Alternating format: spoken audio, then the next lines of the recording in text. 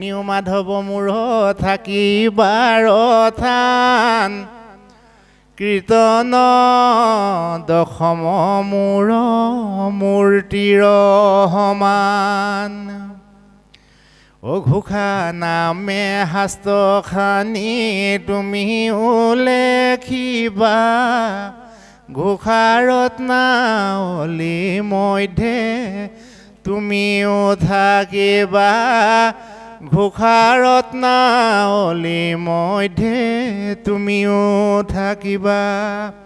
আজি আমি সেইজন গুৰু শ্ৰীমন্ত শংকৰদেৱে অন্তৰ্নিহিত হৈ থকা দশম শাস্ত্ৰ ভাগ আমি শ্ৰৱণ আৰু কীৰ্তন কৰিবলৈ পাইছোঁ। আমি বৰ ভাগ্যৱান, কিন্তু আমি তেতিয়াহে ভাগ্যৱান বুলি পৰিচিত হ'ম যদি গুৰুজনাই লিখা এই যিবিলাক বিধি বিধান এই বিধি বিধানবিলাক আমি পালন কৰোঁ। আৰু যদি আমি পালন নকৰোঁ তেতিয়াহ'লে কিন্তু আমাক যিমান সংসাৰৰ মহৌষধিও আমাক তাৰিব নোৱাৰে। আৰু আমাৰ মনুষ্য জীৱন আমি যিমান চেষ্টা কৰিলেও যেনেকৈ ওপৰ মহলাত অবিহনে জখলাৰ অবিহনে যেনেকৈ ঘৰখনৰ ওপৰ মহলালৈ উঠিব পৰা নাযায়, তদ্ৰূপ বিশ্বব্ৰহ্মাণ্ডত জগতৰ ঈশ্বৰ পৰম ব্ৰহ্ম ভগৱন্তক প্ৰসন্ন কৰিবলৈ হ'লে এডাল চিৰিয়েদি যাব লাগিব। সেই চিৰিডালৰ নামেই হৈছে গুৰুৰ প্ৰতি থকা শ্ৰদ্ধা ভক্তি। ধৰ্মশাস্ত্ৰই কৈছে, হে মনুষ্যগণ, তুমি যদি সঁচাই ঈশ্বৰ প্ৰাপ্তি হোৱাৰ কথা ভাবিছা তেতিয়াহ'লে তুমি এই পথেৰে আহা, এই পথেৰে আহা। কোন পথেৰে? গুৰুৰ উপহৰি পদ সেৱা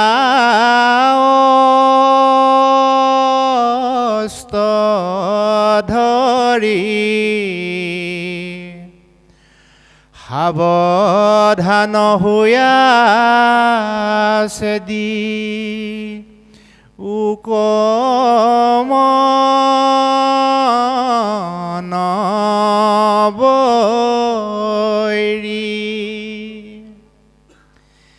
গুৰুপদ সেৱা বিনে যতে কবাই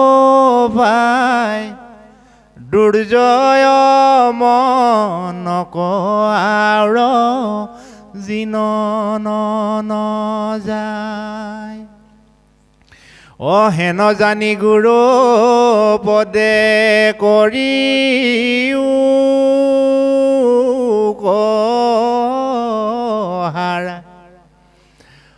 হৰিত ভকতি কৰি তৰিও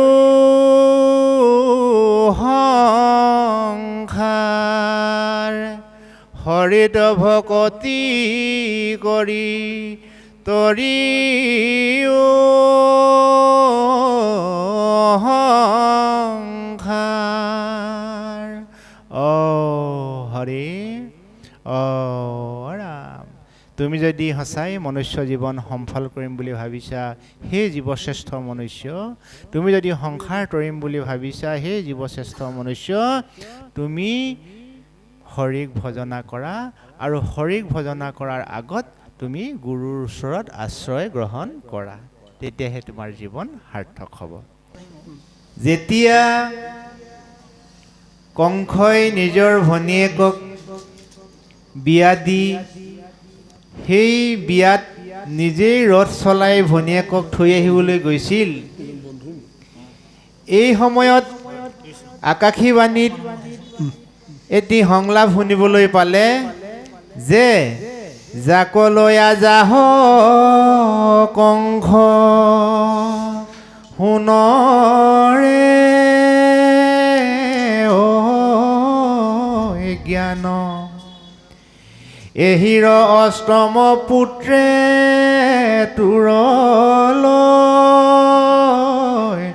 বেপ্ৰাণ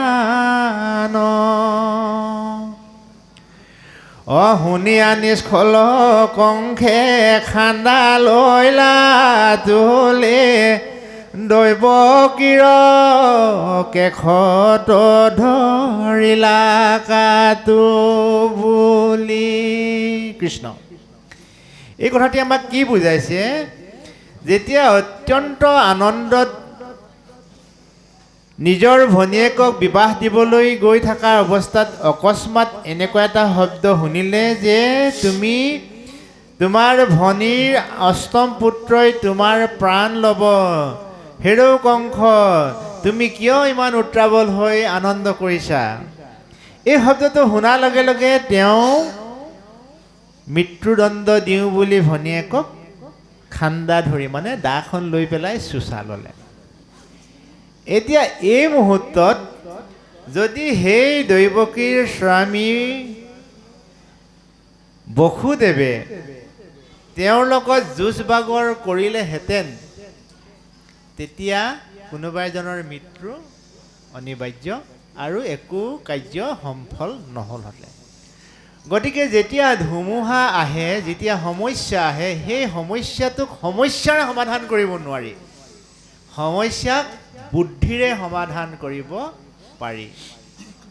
আমি জীৱশ্ৰেষ্ঠ মানুহ, স্বাভাৱিকতে কংস নালাগে আপোনাৰ মোৰো খং উঠিব নহয়নে?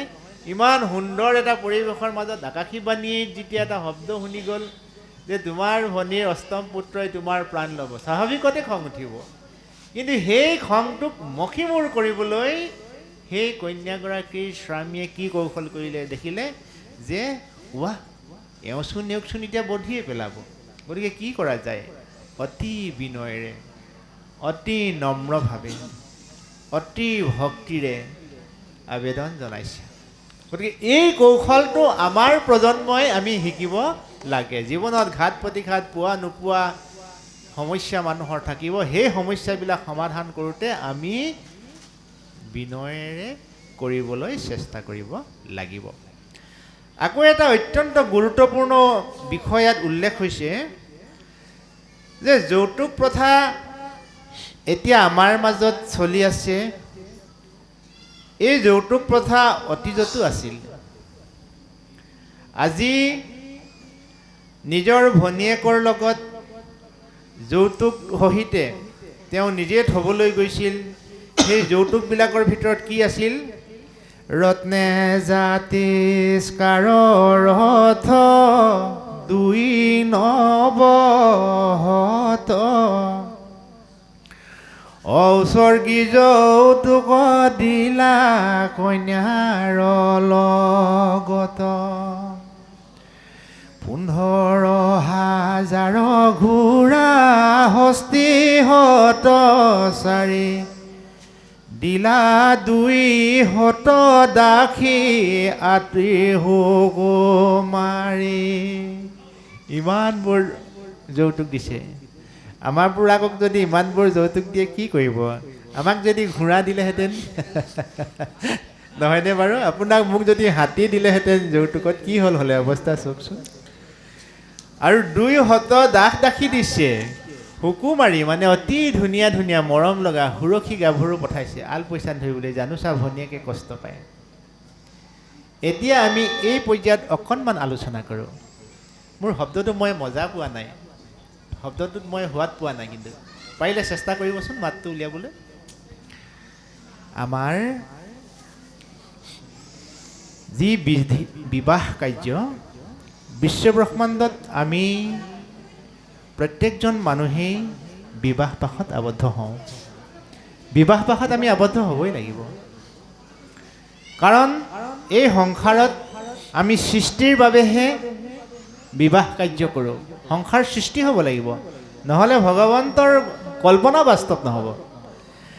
বিবাহ কাৰ্য সম্পাদনা হোৱাৰ সময়ত আমাৰ যিজন পুৰোহিত, যিজন বিবাহ পৰিচালক, যিজন অভিজ্ঞ, সেই অভিজ্ঞ ব্যক্তিজনীয়ে বুজনিত কয় যে ছোৱালীজনী লক্ষী স্বৰূপা আই আৰু ল'ৰাটো হৈছে বিষ্ণু স্বৰূপা বৰ।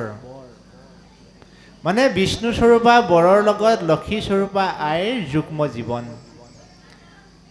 কাৰ আগত কোৱা হয়? ভকতক সাক্ষী কৰি মহাভাগৱতত সেই পৰিচয়টো দিয়া হয়। কিন্তু আমাৰ যুগ্ম জীৱনৰ যুৱক যুৱতীহালে অন্যমনস্ক হৈ কথাটোত যদি ভাবি লয় তেতিয়াহ'লে তেওঁলোকৰ সেই মুহূৰ্তটোৰ কাৰণেহে তেওঁলোক লক্ষী স্বৰূপা আই আৰু বিষ্ণু স্বৰূপা বৰ হ'ব। যদি হাড়ে হিমজুৱে কয় মোক ভকতৰ সন্মুখত ভাগৱতৰ আগত মোক বুজনি দিওঁতা গোসাঁইজনে ভকতজনে বিধি পাঠ কৰা মহান ব্যক্তিজনে কৈছে যে মই বিষ্ণু স্বৰূপা বৰ, মই এলাপেচা মানুহ নহয় আৰু তুমি হৈছা লক্ষী স্বৰূপা আই। গতিকে লক্ষীয়ে বিষ্ণুৰ লগত কেনেকৈ থাকে? কোনোবা দিনা টান কথা কৈছে নেকি? কোনোবা দিনা তেওঁলোকৰ বুজাবুজি ভুল হৈছে নেকি? কেতিয়াও হোৱা নাই। স্বাভাৱিকতে লক্ষী নাৰায়ণে বৈকুণ্ঠত মালিক, গতিকে তুমি ময়ো ঘৰখনৰ মালিক, নহয়নে বাৰু? লক্ষী নাৰায়ণ যেনেকৈ বৈকুণ্ঠৰ মালিক, তুমি ময়ো এখন ঘৰৰ মালিক। তুমিও মোক সন্মান কৰিবা, ময়ো তোমাক সন্মান কৰিম। এই সন্মানৰ যিটোৰ বাকজৰী, এই বাকজৰীডাল আমি পৰস্পৰে ধৰি ৰাখিব লাগে। আৰু বিবাহৰ পাছত আমাৰ সেই বাকজৰীডাল আমি এৰি দিওঁ, যাৰ কাৰণে আমাৰ মাজত এটা ডাঙৰ শত্ৰু সোমাই পৰে, যাৰ নাম হৈছে সন্দেহ। প্ৰথমতে ভালেই থাকে বিবাহখন, এমাহ দুমাহ ছমাহ বছৰ দিন ভালেই গ'ল। তাৰ পাছত তাতেই এটা বীজ অংকুৰিত হ'ল, সেই বীজটো নামেই হৈছে সন্দেহ। আৰু এই সন্দেহ নামৰ বীজটো নিৰ্মূল কৰিবলৈ বিজ্ঞানে নোৱাৰে। কোনো ঔষধে সেই সন্দেহ নামৰ বীজটো নিৰ্মূল কৰিব নোৱাৰে। এই সন্দেহ নামৰ বীজটো নিৰ্মূল কৰিব পাৰিব কেৱল এটা নিৰ্মল মনৰ ভাৱনাই। গতিকে নিৰ্মল মনৰ ভাৱনাৰ সময়ত আমি সেই ছোৱালীজনীক বিবাহৰ সময়ত খুব সুন্দৰকৈ সজাই পৰাই দিব লাগিব। মই বিবাহৰ সন্দৰ্ভত অলপ কথা পাতি লৈছোঁ দেই, কাৰণ আইদেউ তুমি যাবাগৈ নতুন এখন ঘৰলৈ, ওলাই সোমাই ফুৰিবা উৰুণিখন টানি লৈ। এই নৈতিকতাৰ যিবিলাক গুণ, সেই গুণবিলাকৰ শব্দৰ গাঁথনিত ছোৱালীজনীৰ মনটোৱে জীপাল হৈ যায়। মাৰৰ সলনি শাহু আইক পাবা, অ দেউতাৰৰ সলনি শহু দেউক পাবা। কিমান তত্ত্ব কথা চোক। যিজনী ছোৱালীয়ে সেই কথাবিলাকত গুৰুত্ব দিয়ে, সেই ছোৱালীজনীয়ে সেইখন ঘৰত গৈ পেলাই সেই পিতৃ মাতৃহালক ইয়াত এৰি থৈ অহা পিতৃ মাতৃৰ দৰে সমমৰ্যাদা দিব। কেৱল সেই কথাষাৰ ছোৱালীজনীকেই কৈছে নেকি? ল'ৰাটোকো কৈছে। এজন ল'ৰাই হওক ছোৱালীয়ে হওক দুজন দেউতাক থাকে, এজন ল'ৰাই হওক ছোৱালীয়ে হওক দুগৰাকী মাতৃ থাকে। মোৰ নিজৰ জন্মদাত্ৰী মা দেউতা আৰু মোৰ মানুহগৰাকীৰ জন্মদাত্ৰী মা দেউতা সমতুল্য। মই বিয়া পাতি অনা ছোৱালীজনীয়ে মোৰ মা দেউতাকক গুৰুত্ব দিব লাগে, আৰু মই মোৰ মানুহজনীৰ মা দেউতাকক হ'লে গুৰুত্ব নিদিলেও হয়। এইটো কিবা কথা হ'লনে? গতিকে এনেধৰণৰ ভুল বুজাবুজিৰ কাৰণেও সংসাৰত বহু বিবাহ বিচ্ছেদ হৈছে। গতিকে এই বিবাহবোৰ তেতিয়াহে নিৰ্মূল হ'ব যদি আমি জানি বুজি শিকি সংসাৰৰ জয়যাত্ৰাত পদাৰ্পণ কৰোঁ। আৰু এই ফৰ্মুলাবিলাককে মহাপুৰুষ গুৰু শ্ৰীমন্ত শংকৰদেৱে উদ্ঘাটন কৰিছে সংস্কৃতৰ পৰা। সংসাৰ স্বৰূপে গৃহ অন্ধকূপে, সংসাৰ স্বৰূপে গৃহ অন্ধকূপে, তলগৈলুনি তেনিত, কিন্তু ৰাম নামে সংসাৰত হয়, ঐটো কোন প্ৰায়চিত, ইটো ধৰ্মক নামক নলাগৈ খন্দাইবো সংযম দাৰে চিগালক যেন সিংহক নলাগৈ ও কুকুৰে খেদাইতে পাৰে। ইমান সুন্দৰ উপমাবিলাক, ইমান সুন্দৰ যুক্তি আৰু উক্তিবিলাক ধৰ্মশাস্ত্ৰত নিহিত হৈ আছে। আৰু এই উক্তিবিলাক আমাৰ সকলো মানৱ জাতিৰ কাৰণে, ইয়াত কোনো এটা জাতি মানুহৰ কাৰণে এই উক্তিবিলাক দিয়া নাই, সকলো মানৱ জাতিৰ কাৰণে এই উক্তিবিলাক ধৰ্মশাস্ত্ৰই দিছে। যদি সংসাৰখনৰ এই জাল যাতনাৰ পৰা তুমি হাত সাৰিম বুলি ভাবিছা বন্ধু, এই সংসাৰৰ জ্বালা যাতনাবিলাক তুমি যদি দূৰৰ পৰা ভাবা, ইহঁত হিমালয় সদৃশ, ইহঁতক তুমি লৰচৰ কৰিব নোৱাৰিবা। আৰু যদি তুমি ওচৰৰ পৰা গৈ ভাবা, ইয়াক যদি তুমি অনুশীলন কৰা, তেতিয়া তুমি গম পাবা যে শিয়াল এটা খেদাবৰ কাৰণে সিংহ এটা প্ৰয়োজন নাই। শিয়াল এটা খেদাবৰ কাৰণে যেনেকৈ সিংহ এটা প্ৰয়োজন নাই, কুকুৰটোৱেও শিয়ালটো খেদাব পাৰে। সংসাৰত যিমানো ঘাত প্ৰতিঘাত সমস্যা হওক, এই সমস্যাবিলাকৰ পৰা নিজক মুক্ত কৰিবৰ কাৰণে কোনো যাগ যজ্ঞ পূজা পাতল তীৰ্থ ভ্ৰমণ এইবিলাকৰ প্ৰয়োজন নাই। আত্মসংযম, আত্মসংযম, যি আত্মসংযমৰ শক্তি ভগৱন্তই জন্মসূত্ৰে আমাক দিছে, আমাক জন্মসূত্ৰে দিছে। সি ল'ৰাই হওক ছোৱালীয়ে হওক, যে অকল ল'ৰাবিলাকক এই শক্তিটো দিছে এনে নহয়, বোলে অকল ছোৱালীবিলাকক এই শক্তিটো দিছে এনে নহয়। আমি জন্মসূত্ৰে ঈশ্বৰৰ পৰা এই সংযম শক্তি লাভ কৰিছোঁ, কিন্তু আমি সংযম শক্তি প্ৰয়োগ কৰা নাই। ভঁৰালত ঠাঁচ খাই আছে নতুন ধানৰ চাউল, কিন্তু আমি খোৱা নাই 5 কেজি যে চৰকাৰৰ পৰা পাই আছোঁ। মানে ধান মৰাৰ এলাহত, ধান জৰাৰ এলাহত, মেচিনলৈ যোৱাৰ এলাহত আমি ঘৰৰ ধানকেইটা ঘৰতে মলঙিবলৈ দিছোঁ। আমি ফ্ৰীকৈ পোৱা চাউলকেইটাই ভাত বনাই খাইছোঁ। আমাতকৈ বাৰু অজ্ঞানী মানুহ আছেনে? ধুনীয়া পোচাক এযোৰ গড়ৰ গডৰেজত সোমাই আছে, আমি মানে যিযোৰ মানে মলিয়ন সেইযোৰকে পিন্ধি পেলাই সময় পাৰ কৰিছোঁ। আমাতকৈ বাৰু অজ্ঞ কোনোবা আছেনে? সেইকাৰণে কোৱা হয়, এ শুনো আলি এনো দেহা এনেহে গঢ়িলোঁ,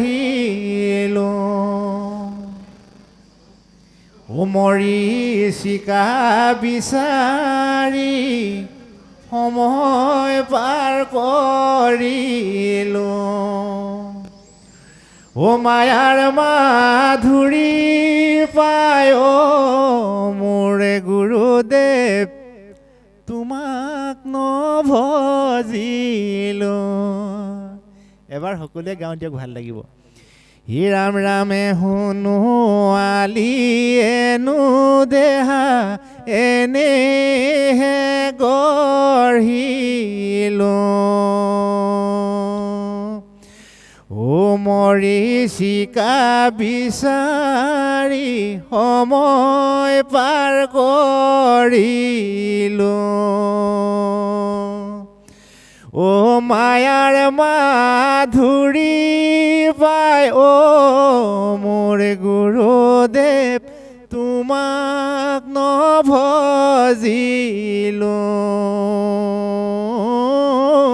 তোমাক নভজিলোঁ। কৃষ্ণ, কম ডাঙৰ কথা এইবিলাক। মায়াৰ মাধুৰী, মাধুৰী মানে মায়াৰ যিটো শক্তি, মায়াৰ শক্তি আমাক এনেকুৱাকৈ বান্ধি পেলালে, এনেকুৱাকৈ আবদ্ধ কৰিলে, যাৰ কাৰণে আমি গুৰুজনাক চিনি পায়ো আমি ভজিবলৈ কুণ্ঠাবোধ কৰিছোঁ। গতিকে আমাতকৈ দুৰ্ভগীয়া কোনোবা আছেনে? এতিয়াও লগন উকলি যোৱা নাই বন্ধু, জীৱন গাঁতত বহুতেই লংগৰ পেলালে, তুমিও পাৰিবা। আৰু এই আপ্ত বাক্যকে সাৰোগত কৰি আপুনি মই যদি আজিৰ পৰাই মন বান্ধো, আজিৰ পৰা, অতীতত হৈ যোৱাখিনি বাদ দিয়ক, আজিৰ পৰাও যদি আমি মন বান্ধো যে মোৰ গুৰু মহাপুৰুষ শ্ৰীমন্ত শংকৰদেৱ মোৰ ইষ্ট দেৱতা, অনাদি অনন্ত জগতৰ ঈশ্বৰ, এই সংলাপ, এই বটবৃক্ষৰ বীজ মই যদি আজিৰ পৰাও ৰোপণ কৰোঁ, তেতিয়াহ'লে মই মনুষ্য জীৱন সফল কৰিব পাৰিম পাৰিম পাৰিম। এই কথাষাকে আমাৰ মহাভাগৱতৰ অমৃত কথাত উল্লেখ হৈছে। গতিকে বসুদেৱ এজন চতুৰ ব্যক্তি, সেয়েহে তেওঁ বৰ কৌশলেৰে নিজৰ ভাবী পত্নীক, ভাবী মানে এতিয়ালৈকে পত্নী হোৱা নাইতো, নিজৰ ভাবী পত্নীক ৰক্ষণাবেক্ষণ দিবৰ কাৰণে কংসক তেওঁ কৌশলেৰে এই বাৰ্তাবিলাক প্ৰেৰণ কৰিছে। পৰৱৰ্তী